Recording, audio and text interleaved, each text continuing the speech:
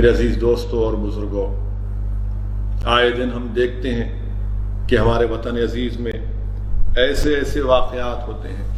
افسوس کے ساتھ مجھے کہنا پڑتا ہے کہ دلی میں جامعہ ملیہ یونیورسٹی کی ہماری ایک بچی کو، صفورہ زرگر کو، حاملہ ہے 4 مہینے کی، اس کو اریسٹ کر لیا گیا۔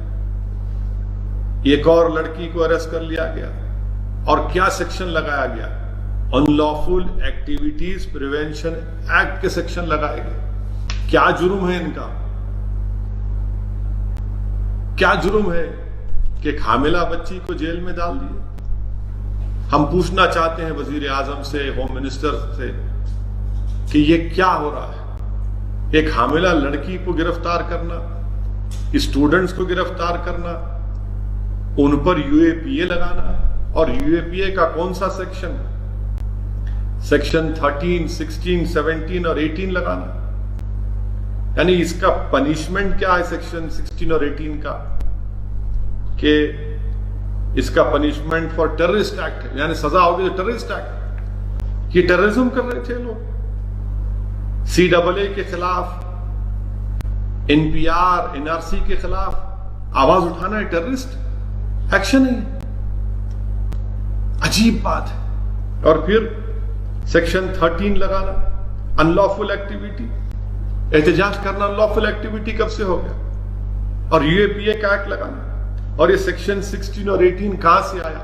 میں ہمیشہ UAPA کے خلاف آواز اٹھاتا رہا ہوں۔ جب ہم UPA کی تائید کر رہے تھے، اس وقت بھی اس کی مخالفت میں ووٹ دیا تھا۔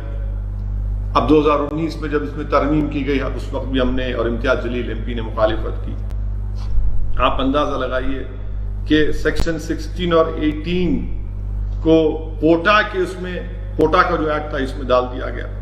اور پھر آپ سوچئے کہ یہ UAPA کتنا ایک ظلم ہے، اتنا انکانسٹیٹیوشنل، اتنا گندا قسم کا قانون ہے کہ اس کا سیکشن 43D دیکھیے، بیل پروویژن کا، یہ ایگزیکٹ ریپلیکا ہے سیکشن 49 سب سیکشن 7 پوٹا کا۔ اور کیا کہتا ہے کہ اس میں بیل مل ہی نہیں سکتی آپ، امپاسبل ہے، امپاسبل ہے۔ کیوں امپاسبل ہے؟ کیونکہ یہ کہتا ہے کہ جب تک کورٹ پبلک پروسیکیوٹر کو نہ سن لے، مجسٹریٹ بیل نہیں دے گا۔ اور پھر چارج شیٹ کو دیکھنے کے بعد تو جو ایکیوزڈ ہے، یعنی صفورہ زرگر کو، جو 3 مہینے کی حاملہ ہے یہ بچی، اس کو اپنا انوسنس دکھانا پڑے گا بیل کے لیے، یعنی پہلے دکھانا پڑے گا۔ یہ تو ٹرائل میں ہوتا ہے، مگر اس کو اور دوسری جو لڑکی کو پکڑا گیا ہے اور دیگر لوگوں کو، ان کو بیل کی ہیئرنگ میں اپنا انوسنس دکھانا پڑے گا، یعنی ٹرائل شروع ہونے سے پہلے بیل ملنے کے لیے۔ یعنی یہ پریزمپشن آف انوسنس ہے ہی نہیں اس میں، اسی لیے گندا قانون یہ UAPA میں ان بچوں کو ڈالا گیا۔ اب آپ دیکھیے کہ اس میں کیا لکھتی ہے FIR میں، دلی پولیس لکھتی ہے پری میڈیٹیٹڈ کانسپریسی۔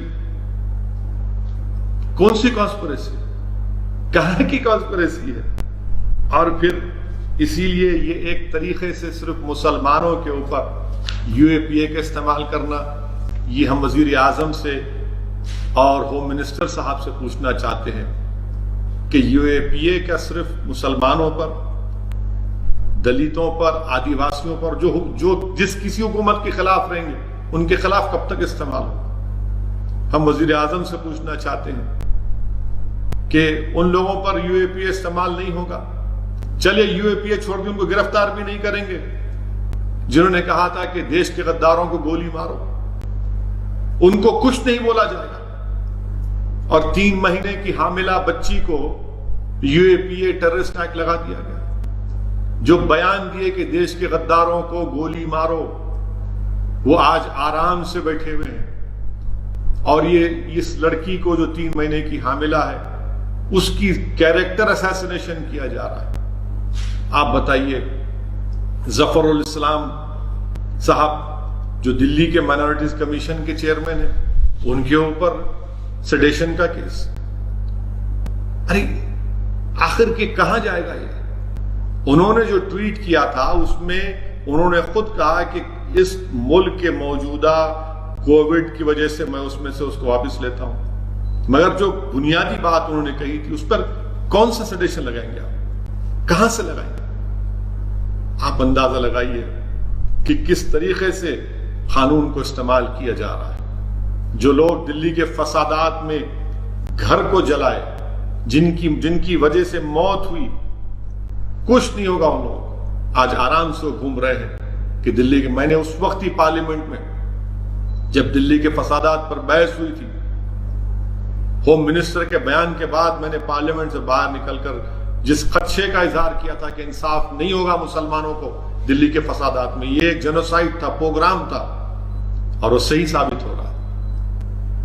آج صفورہ زرگر کے اوپر، وہ بچی کے اوپر اس طرح کا یو اے پی اے کے سیکشنز کو استعمال کرنا، اس سے کیا انصاف ہونے والا ہے؟ کیا سی ڈبل اے کا پروٹیسٹ میں حصہ لینا، N P R N R C کے حصہ لینا، کوئی کون سا یہ یو اے پی اے لگا دیں گے آپ ان کے اوپر؟ افسوسناک بات ہے، بڑی افسوسناک بات ہے۔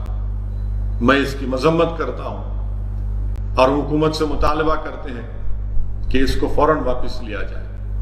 تیسری اہم بات کہ ہمارے وطن عزیز میں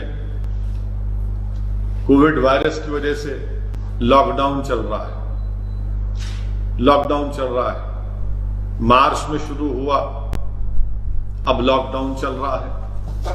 تلنگانہ میں 29 مئی تک لاک ڈاؤن رہنے والا ہے۔ میں شروع دن سے کہہ رہا ہوں، میں نے اس پر آرٹیکل بھی لکھا، قانون دانوں سے مشورہ کر کے، کہ یہ لاک ڈاؤن انکانسٹیٹیوشنل ہے۔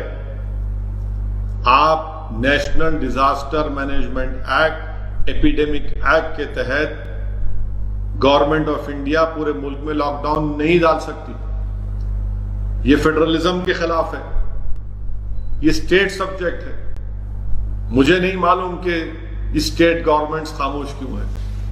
افسوس سے اس بات کا ہے کہ دلی چیف منسٹر، ان کے ہی ڈیلی مائنورٹیز کمیشن کے اوپر کیس بک ہوتا ہے، ایک لفظ نہیں بولتے دلی کے چیف منسٹر۔ آپ کیا خاموشی ہے آپ کی؟ یہ اتنی خاموشی، آپ نے ان کو نامزد کیا، آپ کی سرکار نے ان کو نامزد کیا ہے۔ 72 ایئر اولڈ ہے وہ آدمی، آپ بتائیے